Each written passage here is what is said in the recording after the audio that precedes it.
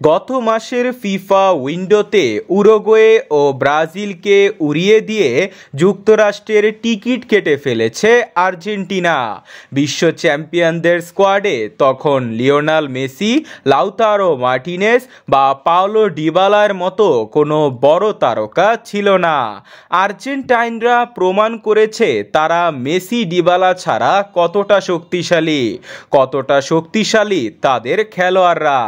সামনেই চিলি ও কলম্বিয়ার বিপক্ষে আরও দুটি বাছাই পর্বের ম্যাচ খেলবে আর্জেন্টিনা। এই ম্যাচে ইনজুরি কাটিয়ে দলে ফিরবেন আর্জেন্টাইন মহাতারকা লিওনেল মেসি।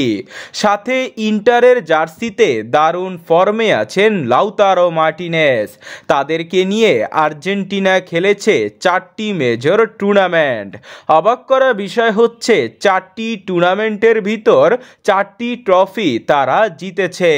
এর ফলে র্যাঙ্কিং থেকে শুরু করে বিশ্বকাপ বাছাই পর্বের পয়েন্ট টেবিলে সব কিছুতেই শাসন করছে আর্জেন্টিনা।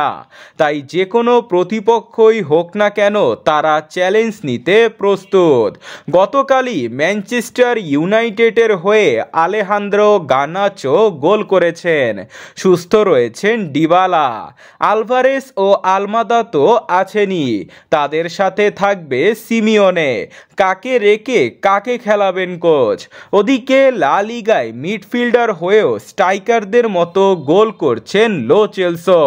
আবার চিলিকে যদি গোল করতে হয় তাদেরকে টপকাতে হবে রোমেরো ও লিসান্দ্রো মার্টিনেজের মতো বিশ্বসেরা ডিফেন্ডারদের। তবে অ্যাটাকিং লাইনআপে এক মেসি ও তার দুই সতীর্থ আলভারেস ও মার্টিনেজই যথেষ্ট চিলিকে ধ্বংস করার জন্য।